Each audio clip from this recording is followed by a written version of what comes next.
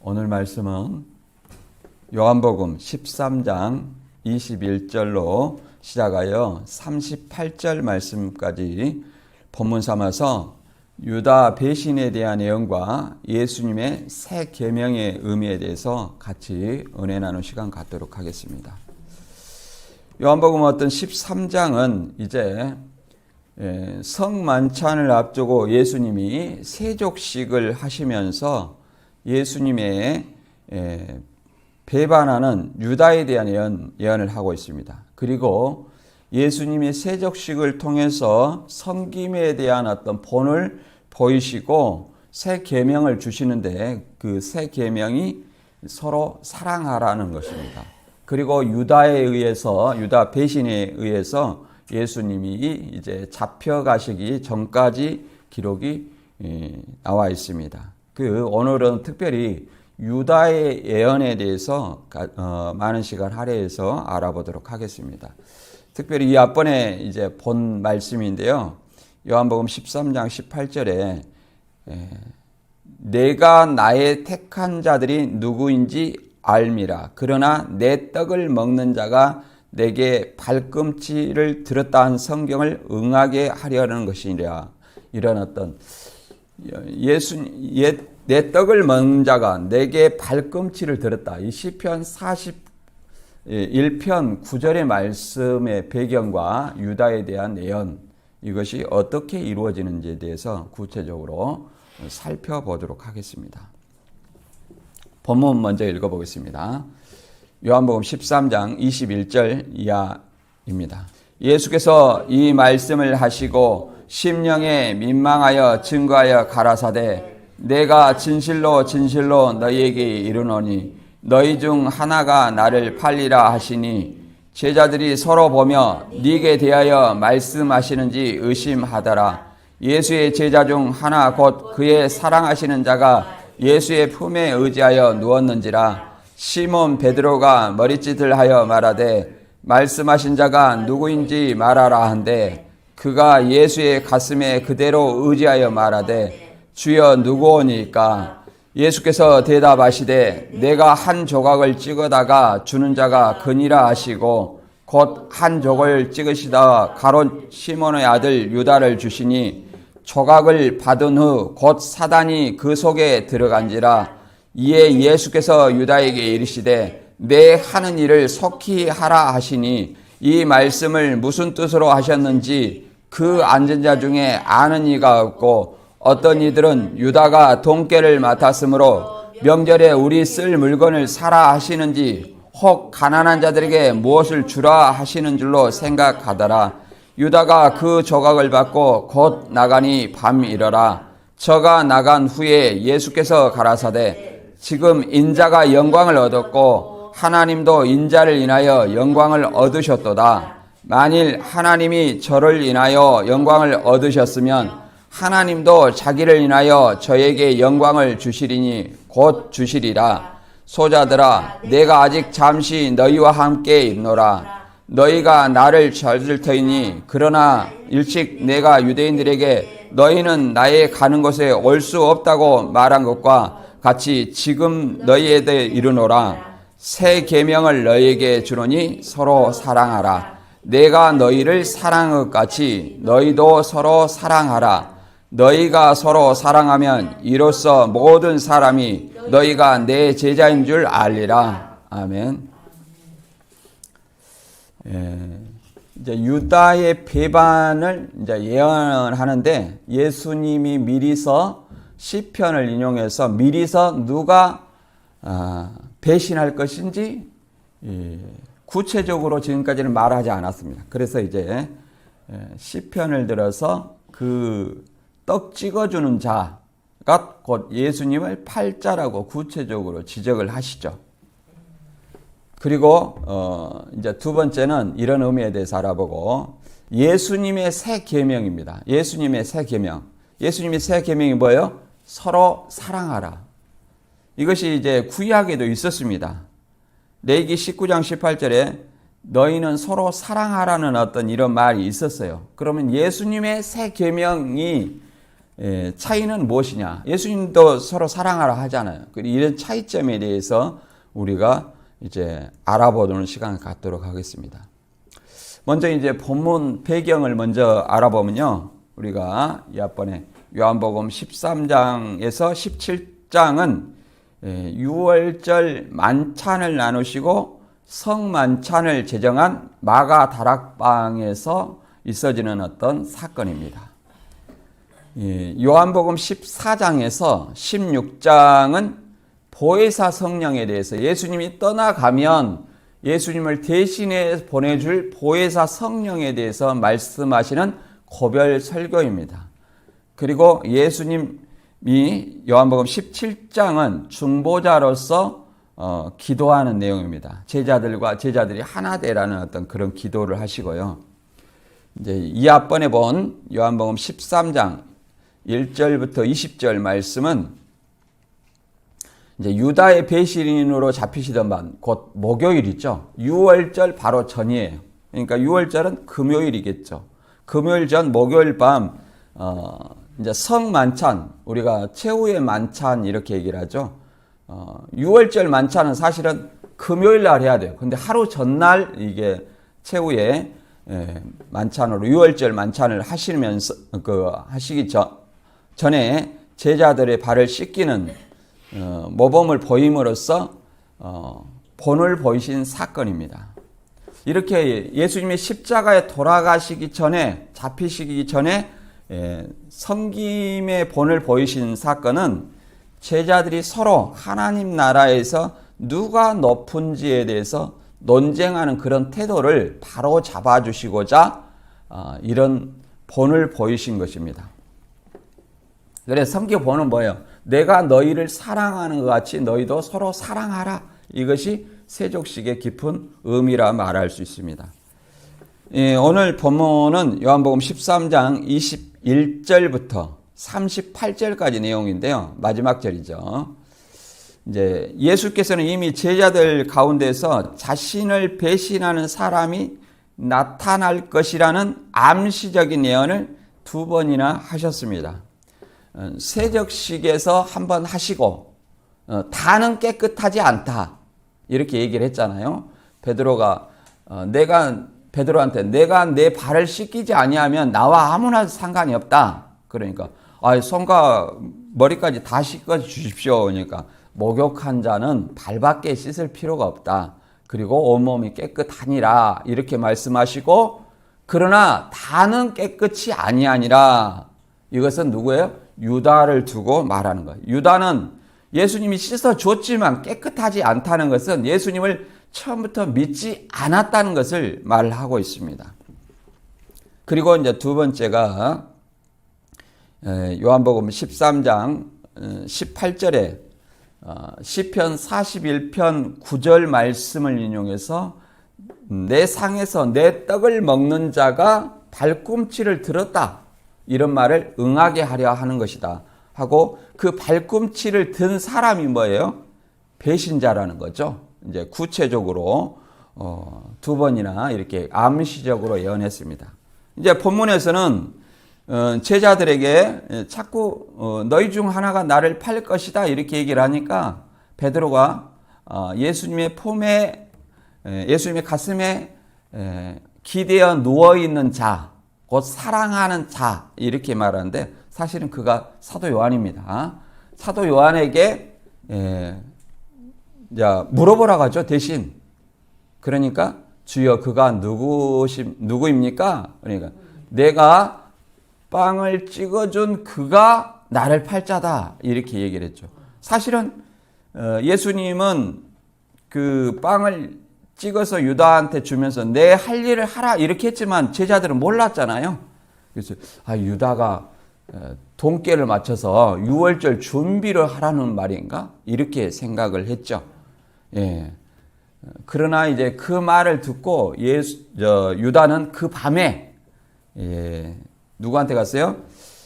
대제사장과 바리새인들에게 가서 예수를 팔 의논을 한 거죠. 그래서 은 30을 주고 예수님을 팔게 됩니다. 그래서 예수님의 구속사 사역이 이루어지는 겁니다.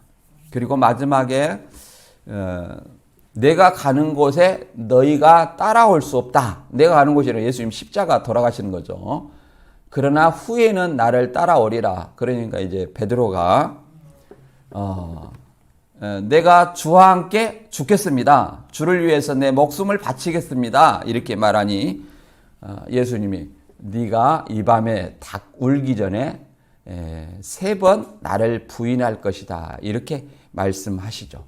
그리고 이제 요한복음 14장, 15장, 16장이 이제 내가 떠나가니까 대신 뭘 준다는 거예요?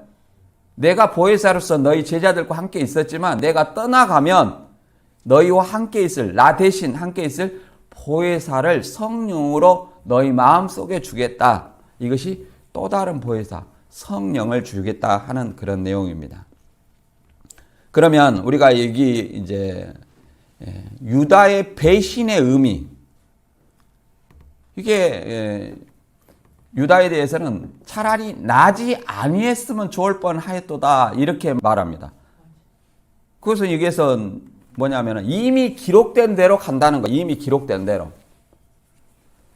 그리고 예수님의 새 계명의 의미. 아니 구약에도 유대인들도 알았어요. 온 율법에 뭐라고 말하냐? 하나님 사랑, 이웃 사랑이라는 거. 이걸 다 알고 있었다는 거예요. 그럼 예수님의 계명과 무슨 차이가 있느냐? 그리고 우리들은 이제 과연 이제 여기서 보면은 유다와 베드로가 대조적으로 나오고 있죠. 유다는 예수님을 팔려고 나가고 베드로는 같이 목숨을 바치겠다 이렇게 고백을 합니다. 그러나 자기 목숨이 왔다 갔다 하는 그 밤에 3번이나 예수님을 부인하는 어떤 것이었죠. 그리고 유다는 뒤늦게 뉘우치고 돈을 돌려주고 목매달아 죽었죠. 이런 것을 통해서 우리 자신들은 나는 유다에 가까운가 아니면 베드로에 가까운가 한번 생각해보는 시간 갖도록 하겠습니다. 요한복음 13장 21절 이하를 읽어보겠습니다. 예수께서 이 말씀을 하시고 심령에 민망하여 증거해 가라사대 내가 진실로 진실로 너희에게 이르노니 너희 중 하나가 나를 팔리라 하시니 제자들이 서로 보며 네게 대하여 말씀하시는지 의심하더라. 그러니까 12 제자들이 우리 중에 누굴까 이렇게 의심하라 하는 거죠. 그러나 예수님은 요한복음 6장 70절에 이미 너희 12 중 하나는 막인이라. 내가 너희 12를 택했지만 너희 중 하나는 막인이라. 이게 택한 사람 중에 뭐예요? 나의 그 떡을 먹던 그 사람 중에 하나가 뭐예요? 배반할 것이다. 이렇게 이미 예시를 주었죠. 그리고 요한복음 12장에서 그 예수님에게 마리아가 향유를 붓던 그 사건에서 유다가 이제 마리아를 책망하죠. 300데나리온이나 되는 큰 그 나드 향유, 그것이 인도산 나드라 굉장히 귀한 수입산 향수라 그것을 어찌 허비한다고 말하는 거예요. 1년치 연봉이니까. 그런데 이 사건을 통해서도 유다가 욕심에 의해서 배신할 것을 암시하고 있죠. 요한복음 12장 4절 이하를 읽어보겠습니다. 제자 중 하나로서 예수를 잡아줄 가룟 유다가 말하되 이 향유를 어찌하여 300데나리온에 팔아 가난한 자들에게 주지 아니하였느냐 하니 이렇게 말하면 가난한 자들을 생각함이 아니요 저는 도적이라 돈깨를 맞고 거기 있는 것을 훔쳐감이라. 이 횡령범이에요. 재정 횡령범이에요. 그렇기 때문에 이를 통해서 이제 사단이 유혹을 하는 거죠. 요한복음 13장 2절에 보면 이렇게 말합니다. 마귀가 벌써 시몬의 아들 가롯 유다의 마음에 예수를 팔려는 생각을 넣었더니 이렇게 말하고 있습니다. 예수를 팔려는 생각을 넣었다는 것은 이 유다를 미혹했다는 거죠. 유혹을 했다는 거죠. 그 자기 욕심에 의해서 처음부터 믿지 않았죠. 그리고 요한복음 13장 10절과 11절에는 이제 마귀가 배신할 것을 이 세족식에서 또 한 번 나타내고 있습니다. 예수께서 가라사대 이미 목욕한 자는 발밖에 씻을 필요가 없느니라. 온 몸이 깨끗하니라. 너희가 깨끗하나 다는 아니지라 하시니 이는 자기를 팔 자가 누구인지 아심이라. 그러므로 다는 깨끗이 아니하다 하시니라. 그러죠. 예수님께서는 이 세족식을 유다만 빼놓고 하는 거 아니에요. 다 했어요. 유다도 하고, 유다도 성만찬에 떡을 먹고, 그 다음에 뭐 또 있어요? 세족식도 하고, 예수님 말씀도 다 들었어요. 그러나 믿지 않았고, 돈깨를 맡았으므로 뭐예요? 도적이라고 말하잖아. 이게 횡령범입니다. 그래서 아무리 예수님께서 말씀을 통해서 예수님 자기를 드러내도 예수님을 메시아로 믿지 않았고, 씻어줘도, 발을 씻어줘도 씻겨요, 안 씻겨요? 안 씻긴다는 거예요. 그래서 다는 깨끗하지 않다. 이것은 누구를 두고 하는 거예요? 유다를 얘기를 하는 거예요.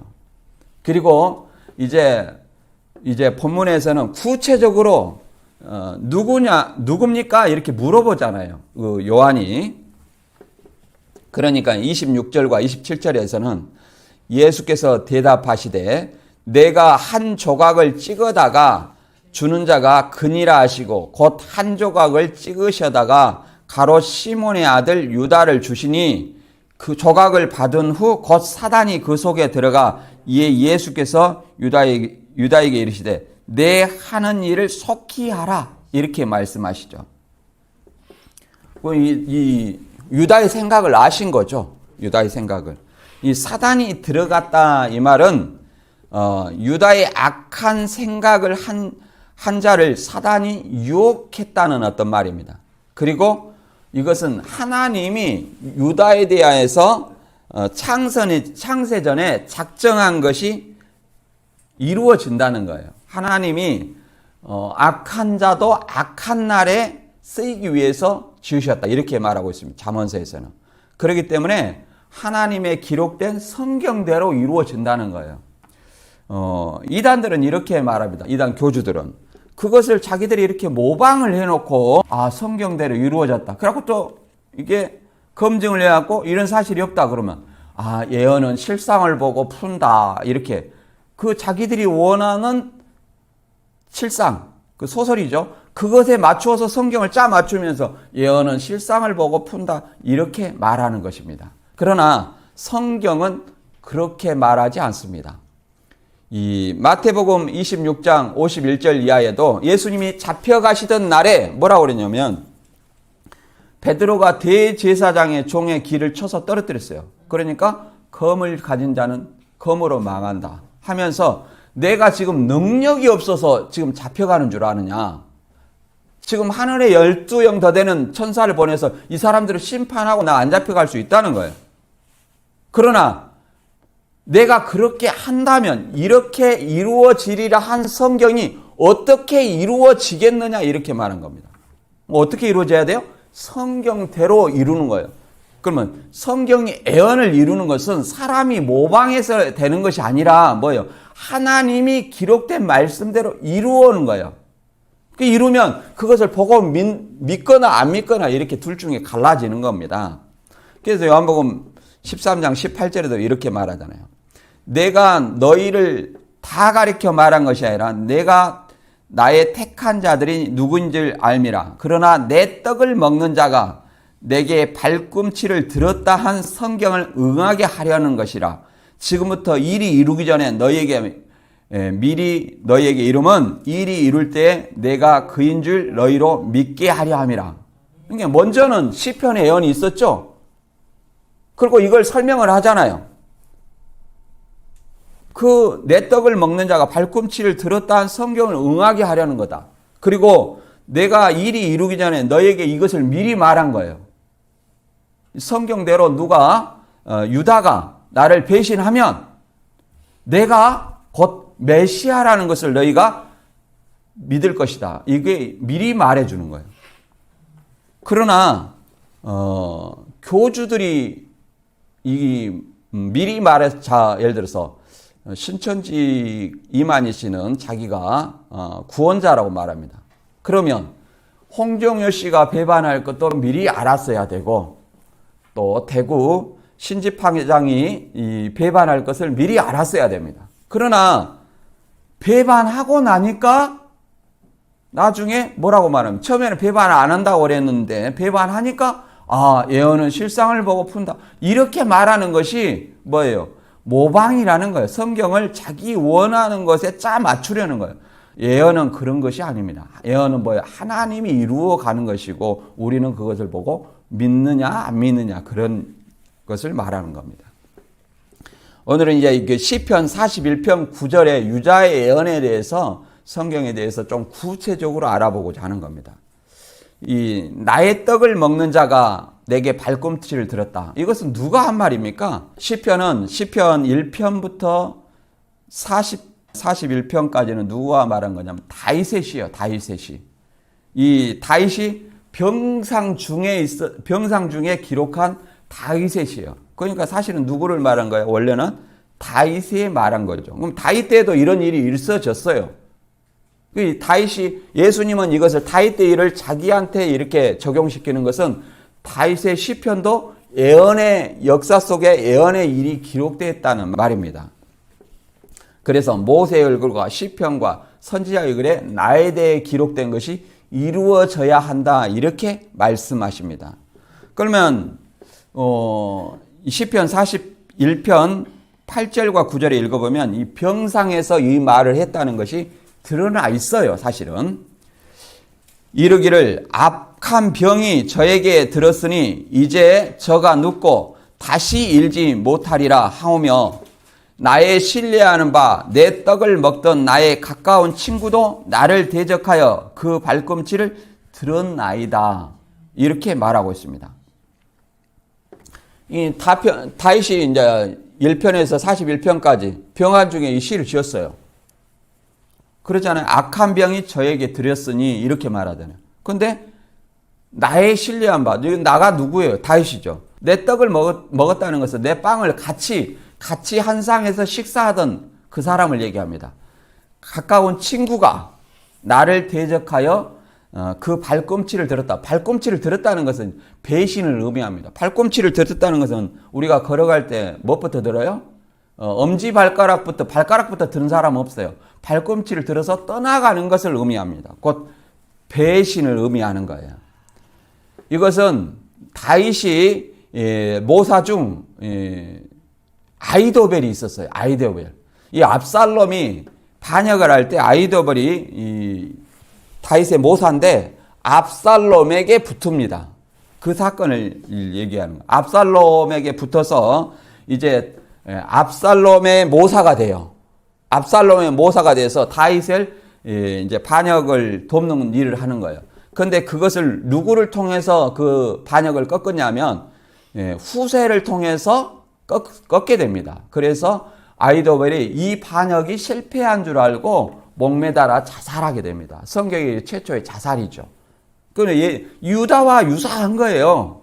유다도 예수님을 배신해가지고 대제사장과 바리새인들에게 예수님을 팔았어요. 은 30냥에. 그리고 나가서 나중에 뉘우치고 뭐예요? 목매달아서 자살했잖아요. 이런 것이 유사한 겁니다. 이 아히도벨은 어떤 사람이냐? 이 아히도벨의 뜻은 나의 형제는 어리석다는 뜻입니다. 유다 길로 성읍 출신으로 다윗의 삼신용사인 엘리암의 부친이요 바세다의 조부입니다. 바세다의 조부예요.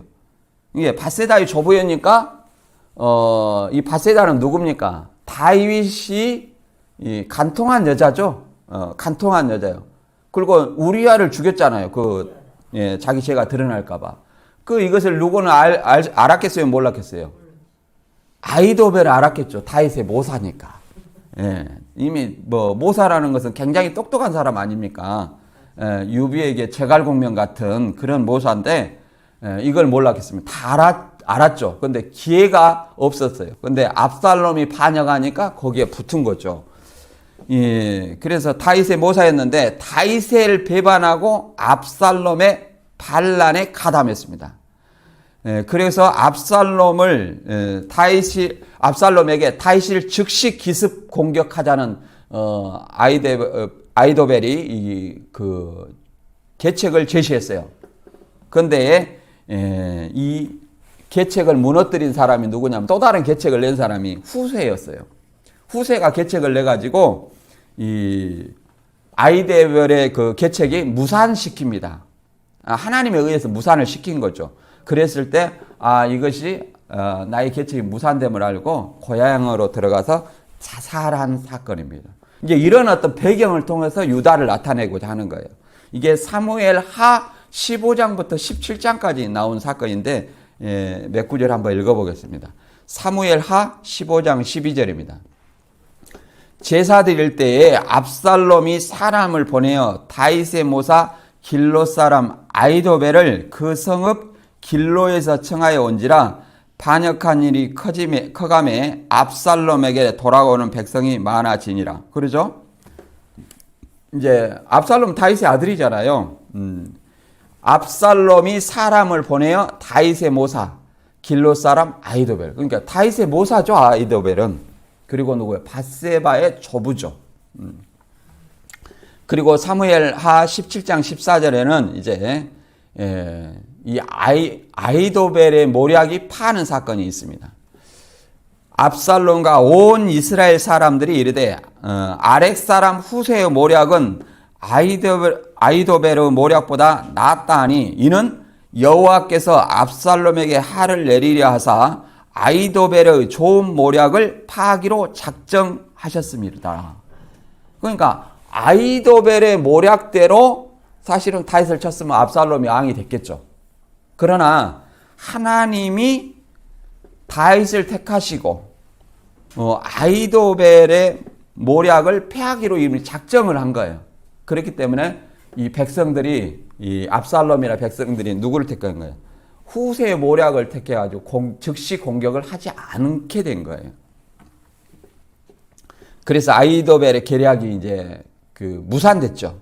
그래서 이제 자살하는 사건이 나오는데 사무엘하 17장 23절에 아히도벨이 자기의 모략이 시행되지 못함을 보고 나귀의 안장을 지우고 떠나 고향으로 돌아가서 자기 집에 이르러 집을 정리하고 스스로 목매어 죽음에 그 아비므에 장사되니라. 그러죠.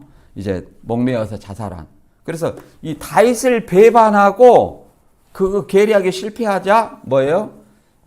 목매어 자살한 것이 누구와 똑같아요? 유다와 비슷한 거예요. 유다와. 이런 사건을 얘기를 하는 겁니다. 그래서 이것을 창세기에 이미 이런 일이 예언되어 있어요. 우리는 원시복음이라고 하죠. 하나님께서 아담을 택하시고 아담이 이제 뱀과 하를 통해서 하나님이 선악을 알게 한 나무의 실과를 따먹지 말라. 이게 최초의 언약이죠. 언약이에요. 근데 그 언약 자유의지가 있었기 때문에 따먹지 않을 수도 있었습니다. 그것만 조심하면 영생을 하시죠. 그러나 선악을 알게 한 나무의 실과를 뱀과 하와에 의해서 따먹게 됩니다. 그래서 죽을 수밖에 없는 그에게 새로운 살 수 있는 길을 열어주신 것이 뭐예요? 원시복음이라는 것은 은혜로 구원받을 수 있는 길을 열어줬다는 거예요. 사람의 행위로 인해서 구원받을 길을 이제 차단하고 뭐예요? 하나님께서 주관하는 언약이에요. 하나님께서 주관하는. 이제 창세기 2장 17절에 나는 선악을 알게 한 나무 실과를 따먹지 마라. 이것은 누구의 선택에 달려 있어요? 아담과 하와의 선택이 달려 있으나 이제 원시복음 창세기 3장 15절은 누구의 선택이 달려 있어요? 하나님의 주권 아래에서 이루어지는 거예요. 그걸 얘기하는 겁니다. 한번 읽어볼게요. 내가 너로 여자와 원수가 되게 하고 너의 후손도 여자의 후손과 원수가 되게 하리니 여자의 후손은 내 머리를 상하게 할 것이요 너는 그의 발꿈치를 상하게 할 것이니라. 이게 최초의 원시복음이라는 겁니다. 자, 누구한테 얘기하는 거예요? 내가 너로 여자 원수가 되고 뱀한테 얘기하는 거예요. 그래서 여자와 원수가 되고 여자의 후손이 내 머리를 상하게 하고 여자의 후손은 네 발꿈치를 상하게 할 것이다. 이렇게 얘기를. 뱀은 여자의 후손의 발꿈치를 상하게 할 것이다. 그럼 발꿈치는 뭐예요? 배신을 의미합니다. 배신. 발꿈치를 들었다. 발꿈치를 상하게 한다. 사명자의 길을 넘어지게 한다. 이런 어떤 것을 얘기를 하고 있습니다. 그것이 이제 누구를 통해서 이루어져요? 유다를 통해서 이루어지고 머리를 상하게 하는 어떤 십자가의 승리를 얘기하고 그것이 계시록에서 사단 마귀를 쫓아내는 그런 역사로 마무리가 되는 겁니다. 골로새서 2장 14절과 15절 읽어보면 이 십자가상에서 승리를 말하고 있습니다. 우리를 거스리고 우리를 대적하는 의문에 쓴 증서를 도말하시고 제하여 버리사 십자가에 못 박으시고 정사와 권세를 벗어버려 밝히 드러내시고 십자가로 승리하셨느니라. 그럼 왜 십자가에 못 박힌 것이 예수님의 승리일까요?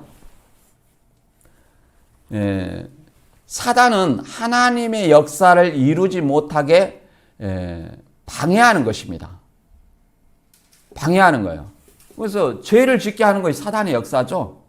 그럼 하나님의 역사는 예수님의 오신 목적은 뭐예요? 그 죄를 해결하기 위해서 오는 거예요. 죄를 해결하기 위해서.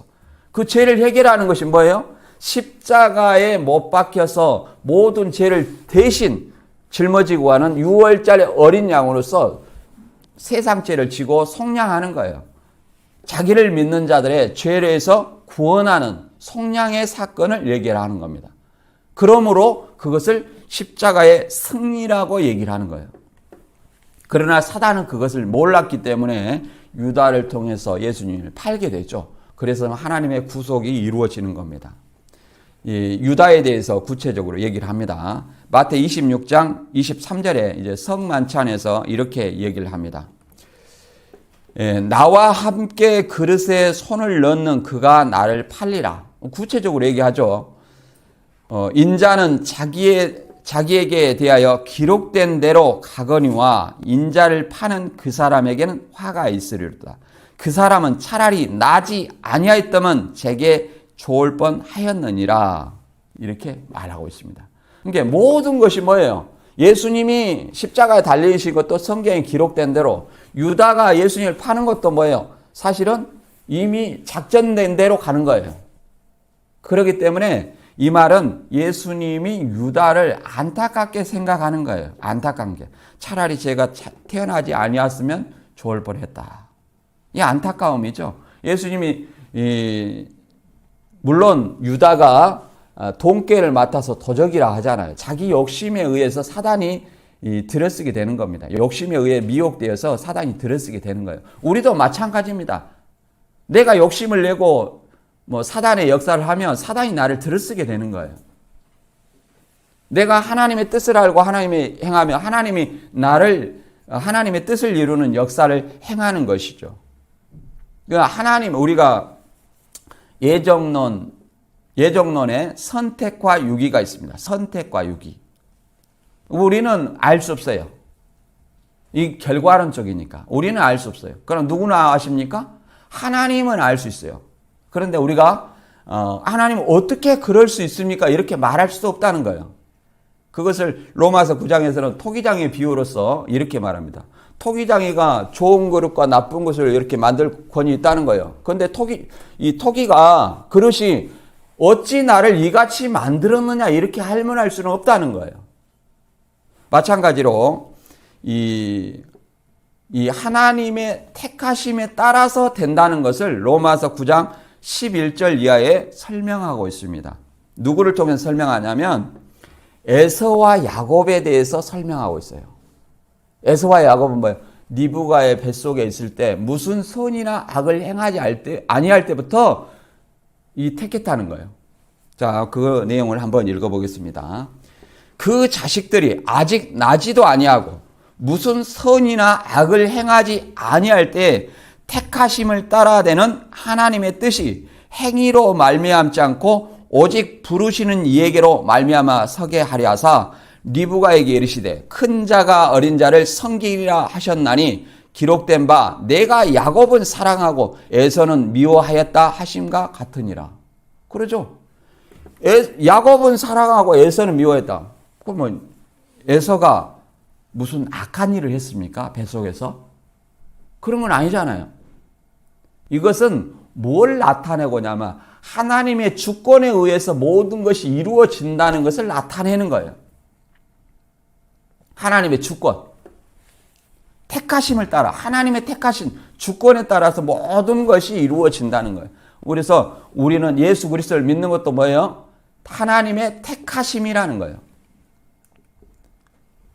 그래서 이제 유다가 배신할 것, 또 베드로가 3번 부인할 것, 또 예수님의 십자가에 못 박히실 것.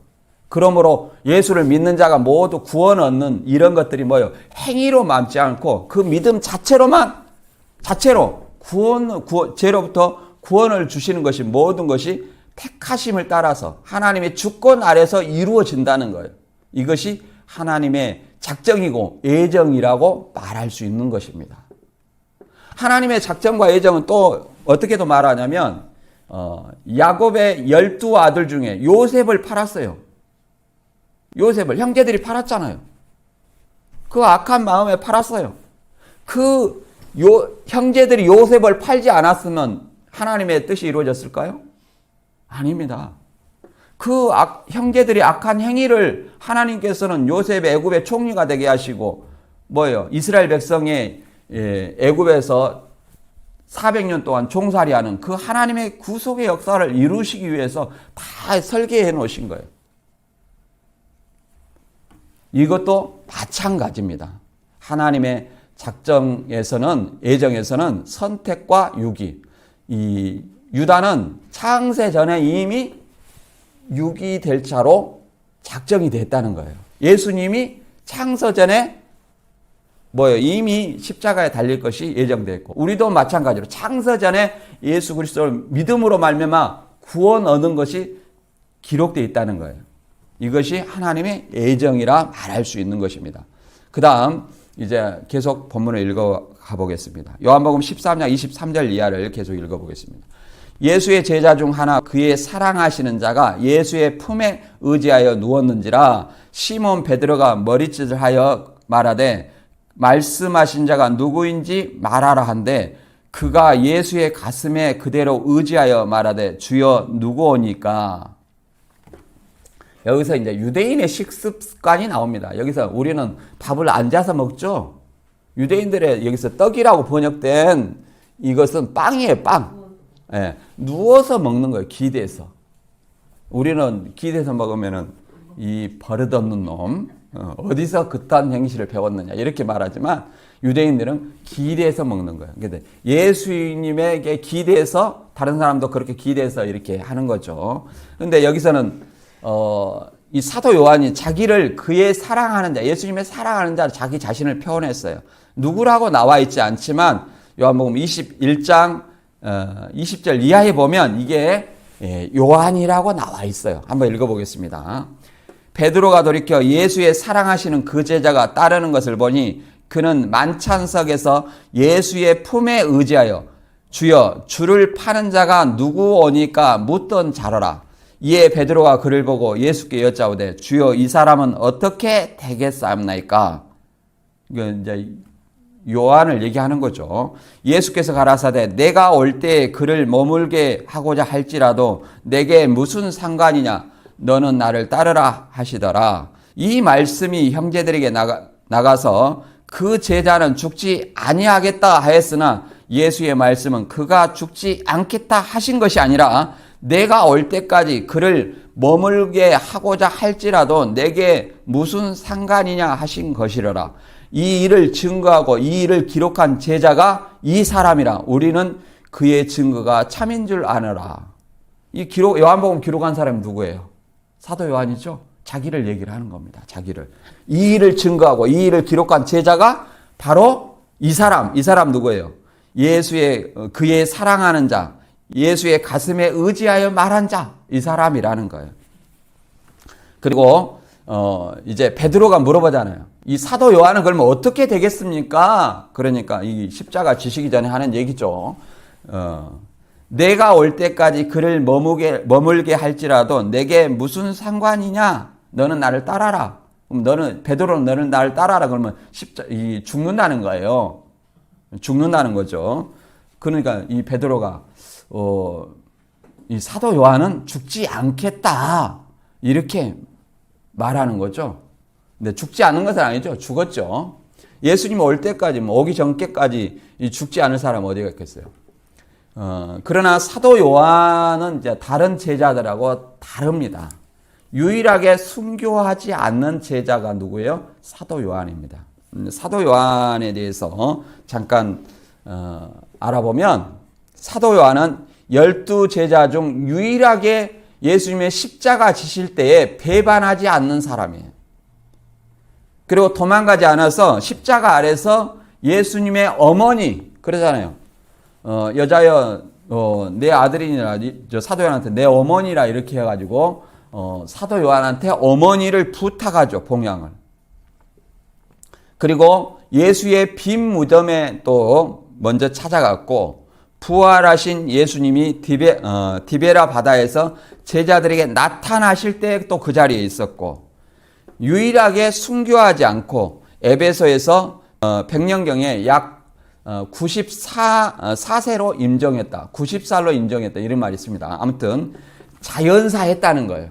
자연사. 계시록을 기록할 AD 95년경에는 황제 숭배에 거부해서 반모섬에 유배돼 가지고 1년 6개월 동안 있다가 다시 이 도미티안 황제가 암살되고 나서 다시 이 에베소에서 있다가 임종을 맞이하신 거예요.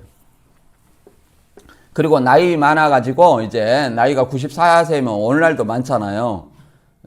오늘날에는 94세면 이렇게 서서 다닙니다. 근데 대부분 옛날 보면 어디로 다녀 이렇게 지팡이 짚고 다니잖아요. 사도 요한도 연로하셔가지고 이렇게 부축을 받고 다녔다는 거예요. 그리고 설교는 항상 서로 사랑하라 이런 말을 매일 가르쳤다는 겁니다. 그러니까 이 교인들이 신도들이 불평을 하는 거예요.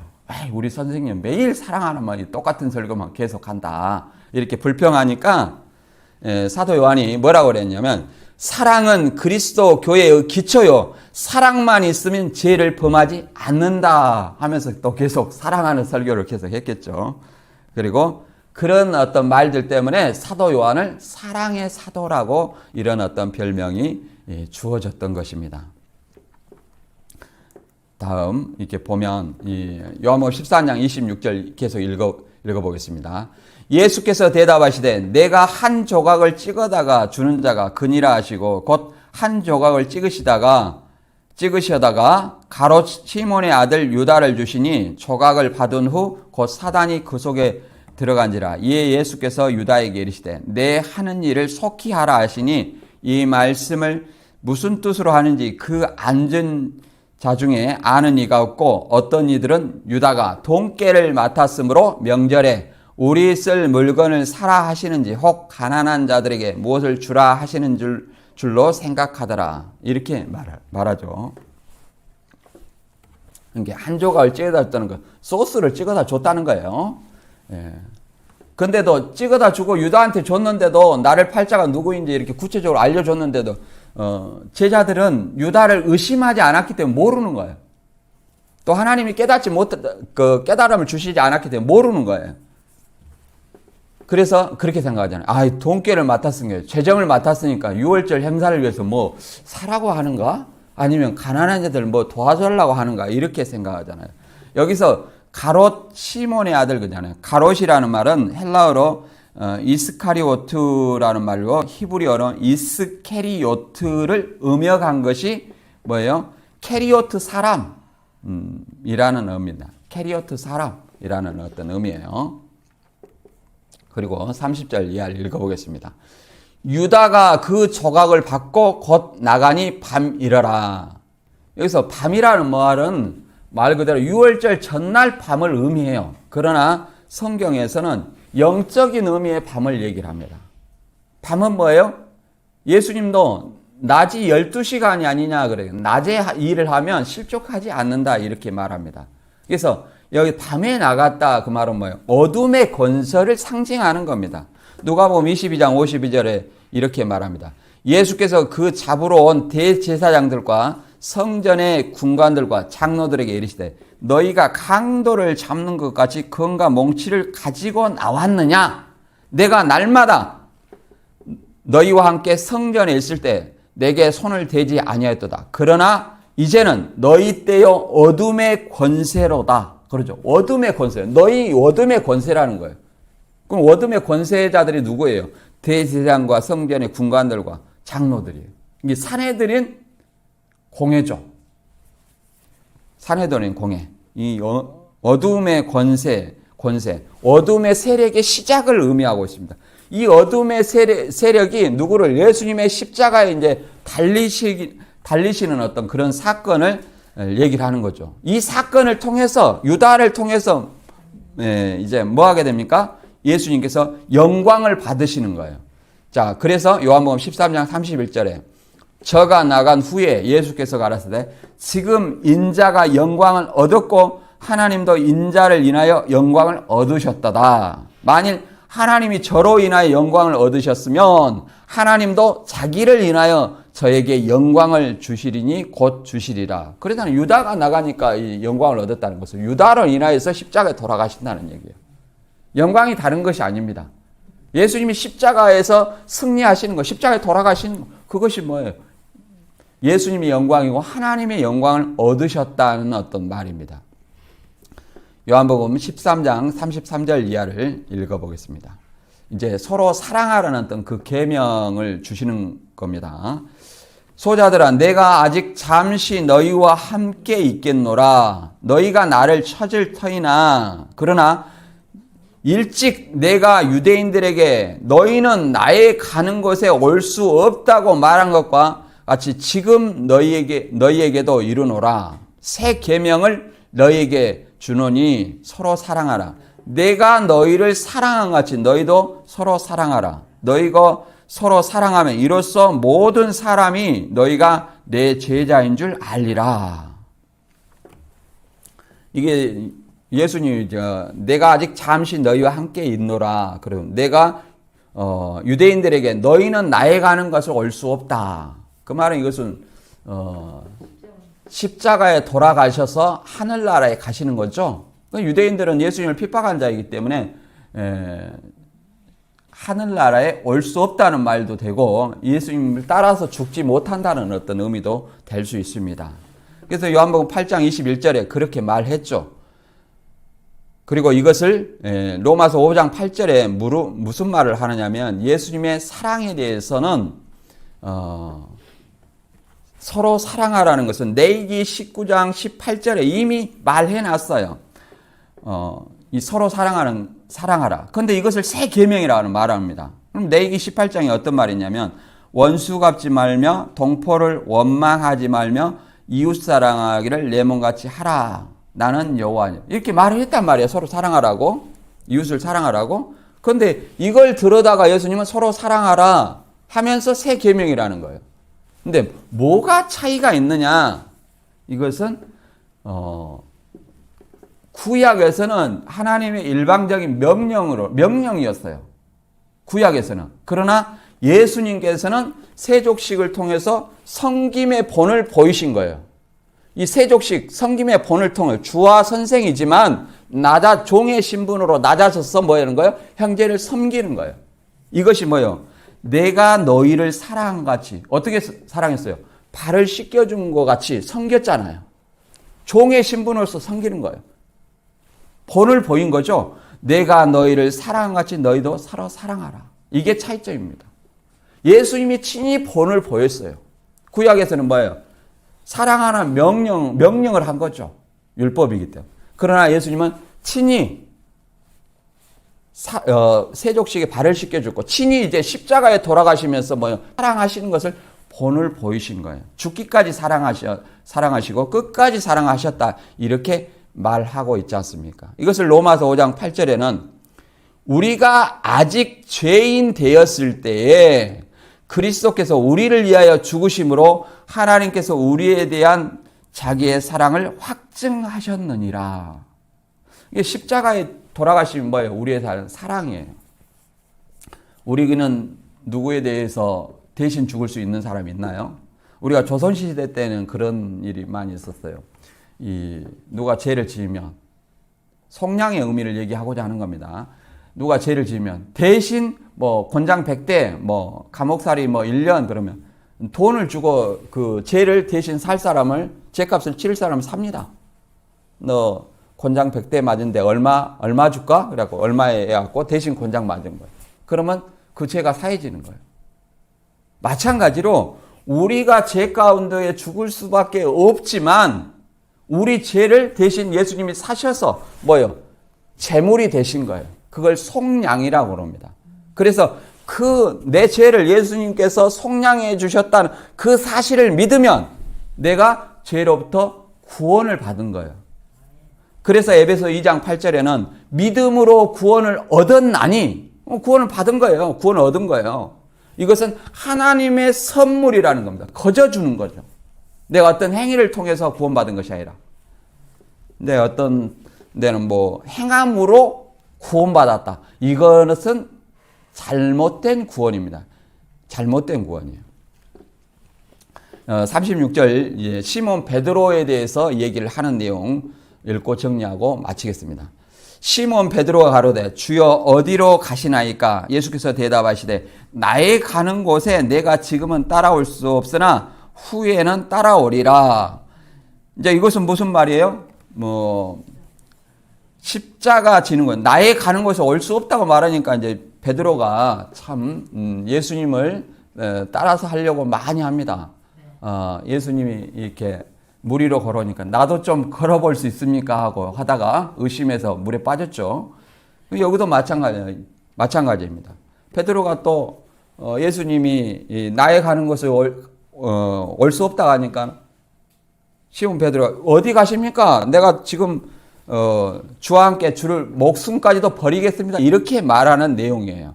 그러나 지금은 따라올 수 없지만 후에는 따라오리라. 그러면 후에는 예수님이 십자가 질 때 지금은 따라올 수 없지만 지금은 같이 못 죽는다는 얘기죠. 그러나 후에는 예수님을 위해서 죽을 것을 얘기를 하는 거죠. 죽어서 하늘나라에 가실 것을 따라올 것을 얘기를 하는 것입니다. 그리고 베드로는 십자가에 예수님을 3번이나 부인하는 것을 인해서 거꾸로 십자가를 지셨잖아요. 베드로 가로되 내가 지금은 어찌하여 따를 수 없나이까? 주를 위하여 내 목숨을 버리겠나이다. 대단한 고백입니다. 우리는 그런 고백할 수 있습니까? 그런 고백을 하는 사람도 있어요. 그러나 정작 내 목에 칼이 들어오면 나는 어떻게 할 것인가? 일제시대 때 신사참배할 때 그러잖아요.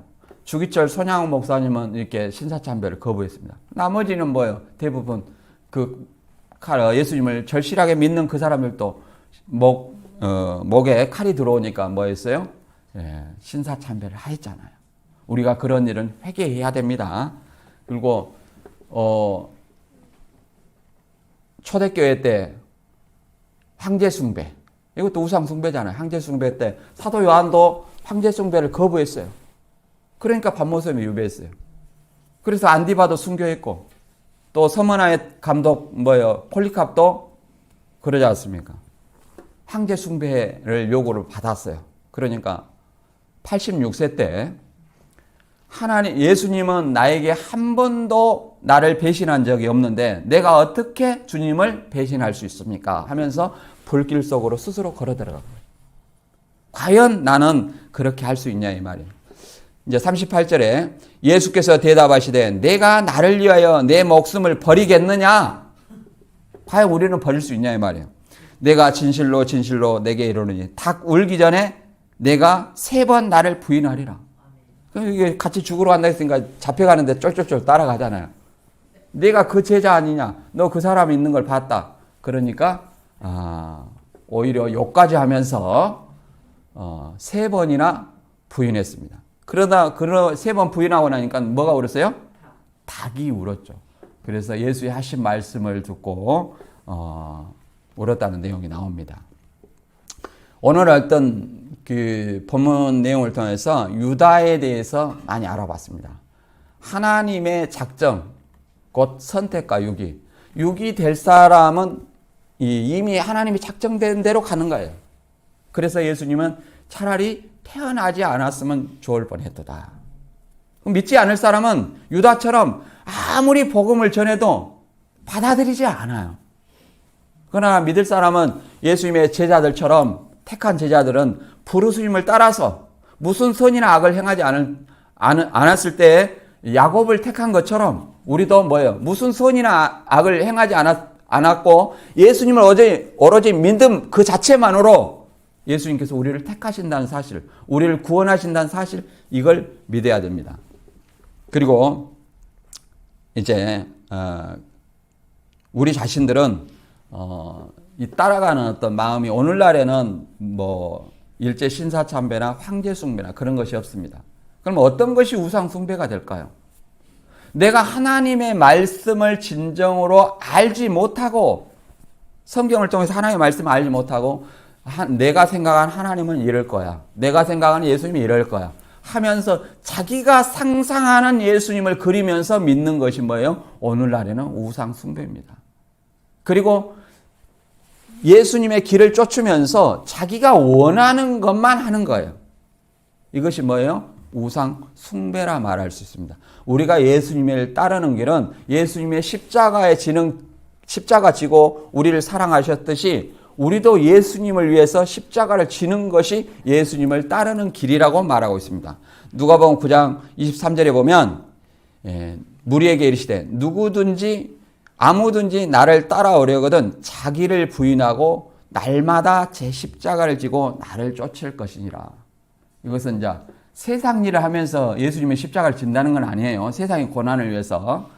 주님의 일을 하는 데 있어서 고난이 올 때 그것이 주님의 십자가예요. 자기 십자가예요. 저와 여러분 모두가 자신을 부인하고 자신의 십자가를 지고 주님을 따르는 저와 여러분이 되기를 바랍니다.